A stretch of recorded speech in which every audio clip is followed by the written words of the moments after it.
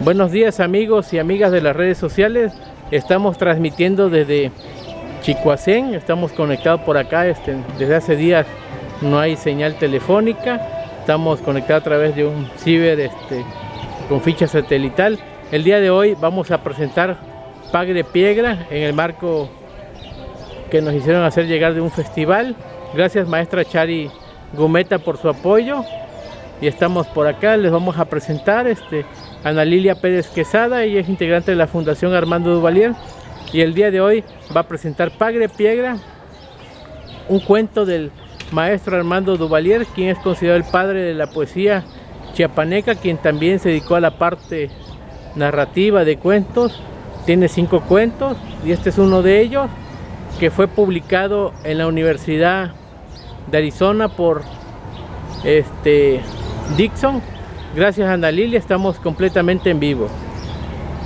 Bueno, lástima que no se pudo conectar bien con la maestra Chari porque está suspendido aquí el sistema, pero bueno, por lo poquito que dure la ficha vamos a presentar Pagre Piegra. Esta es la nueva edición que se hizo, ¿verdad? Últimamente. Y de hecho nuestra participación trataba acerca de todos los elementos antropológicos que el cuento Pagre Piegra tiene, ¿verdad? Y también decirles que en esa fecha que el cuento sale, ¿verdad? Ya se sabía que la antropología, partes de lo que he estudiado yo, pues tiene elementos antropológicos el cuento, ¿verdad? Pero esto no es solo que se le haya editado el cuento en Arizona, sino que no solo porque sí, sino porque en ese momento venía de Estados Unidos digámoslo así, este estudio antropológico, ¿verdad? Que tenía muchas ramas, entre ellos la etnoarqueología, que es la parte que estudia, ¿verdad? De la antropología es la parte que estudia pues nuestras etnias, ¿verdad? Toda la transformación que se hizo a través de, por decirlo así, esta situación de la conquista, ¿verdad? Y que los pueblos se mezclaron, hubo esta situación en la que, pues de alguna manera con la conquista religiosa, ¿verdad? Pues todo lo que nuestros pueblos tenían como entendido que era, ¿verdad? Se viene esta transformación. Otro elemento antropológico, ¿verdad? Que encontramos también en Pagre Piegra. Recordemos que la Universidad de Oxford desde 1930 ya tenía aplicando o haciendo aplicaciones con la antropología aplicada, ¿verdad? Para tratar de mejorar todas estas etnias que existían en Estados Unidos. Pero entonces cuando el maestro Duvalier hace el cuento, ¿verdad? Y con todos estos elementos antropológicos que tenía el cuento Pagre Piegra, ¿verdad? Es como ellos lo traducen al inglés porque es un cuento magnífico. Yo lo he leído ya más de 8 veces, ¿verdad? Para entender precisamente todo lo que el maestro nos quiere decir en el cuento en cuestión de estos elementos que yo les digo cuando les comento todos los elementos antropológicos que el cuento tiene, ¿sí? Porque el cuento tiene en varias partes, nos va describiendo, ¿verdad? La forma de pensar de la etnia donde se encuentra Pagre Piegra y también nos va diciendo, ¿verdad? Lo que creían que era nuestras etnias y luego lo que creen que era, ¿verdad? Los que tienen ya otros pensamientos que vienen de otros lugares, ¿verdad? Ya que para ellos era un ídolo, ¿verdad? Era un ídolo y luego la iglesia al ver que está siendo adorado por las etnias, ¿verdad? Dice, no, pues es un demonio y cómo lo tienen así, lo comparan con Cristo y toda esta situación, ¿verdad? De las mezclas religiosas que también parte de la antropología estudia precisamente, ¿verdad?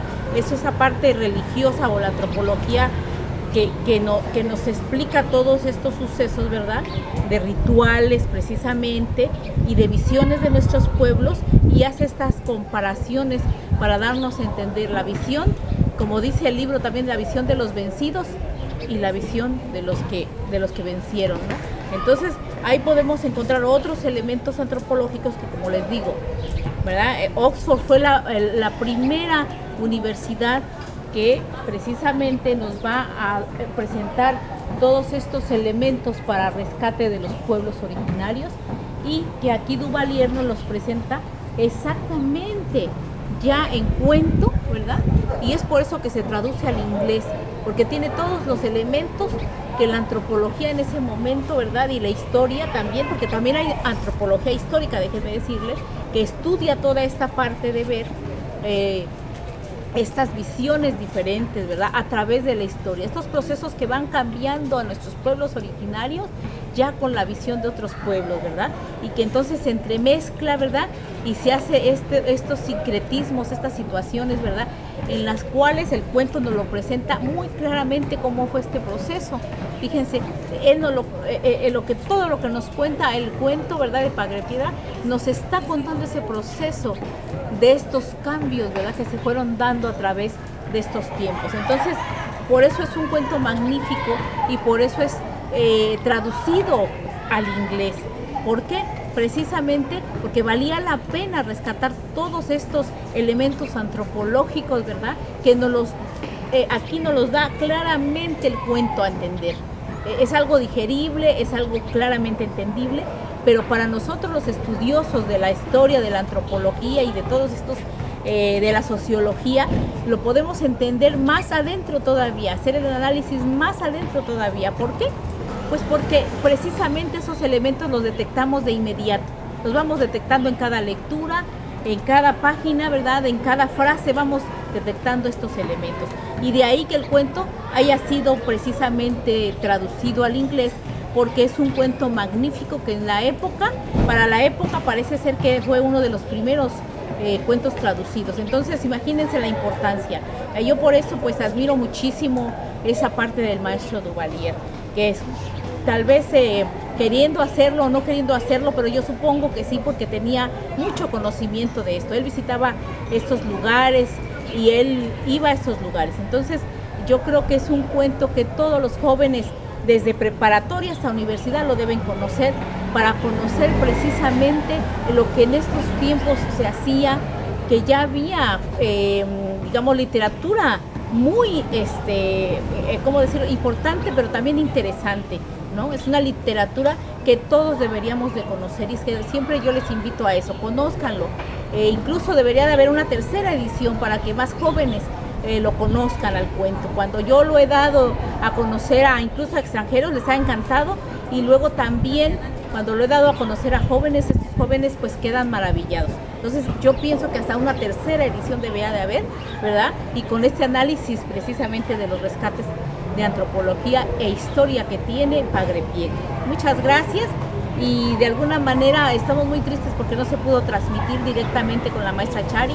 Verdad que es una pena, precisamente porque esto debería de ser más difundido, pero bueno, mil disculpas, y les agradecemos por lo menos esta pequeña grabación que se pueda lograr. Gracias. ¿Cuántos años llevas investigando la obra de Armando Duvalier, Ana Lilia? Bueno, pues ya tenemos, yo calculo como unos 6 años ya ya de más de lleno investigarlo.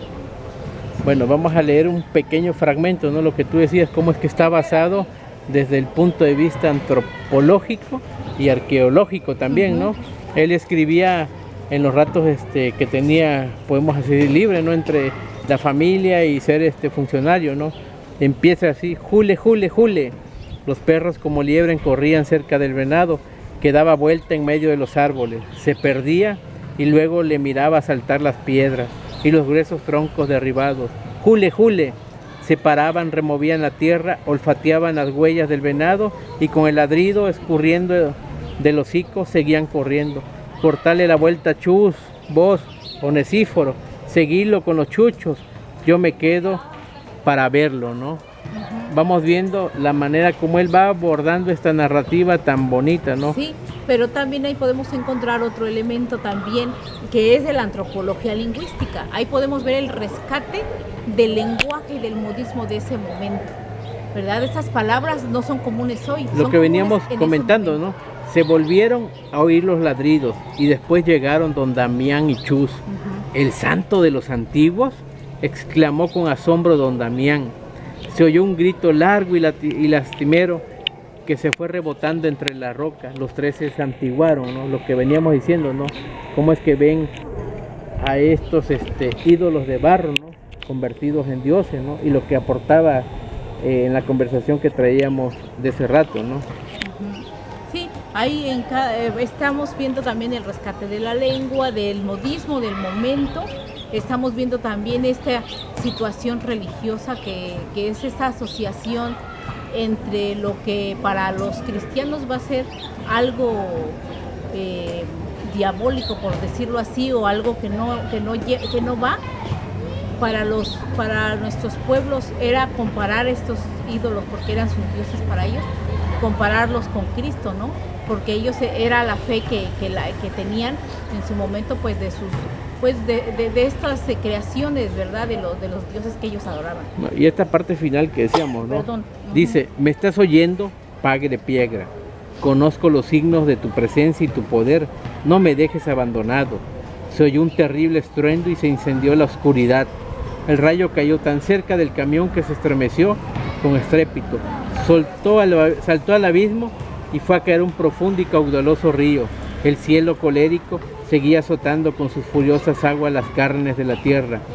Al siguiente día las autoridades de Cintalapa en vano trataron de encontrar los cadáveres, pues lo único que hallaron fueron algunos fragmentos del camión despedazado.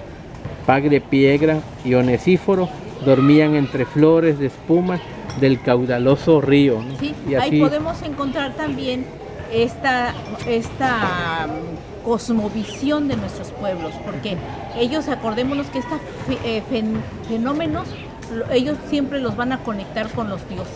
Entonces ahí podemos ver otro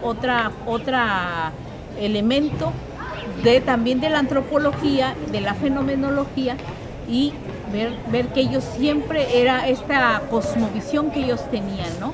Y entonces ahí nos lo delimita bien claro Duvalier con esta narrativa, y podemos encontrar pues muchos más elementos de distintas antropologías, de la antropología histórica, de la antropología etnológica, y en fin, por eso fue traducido al inglés.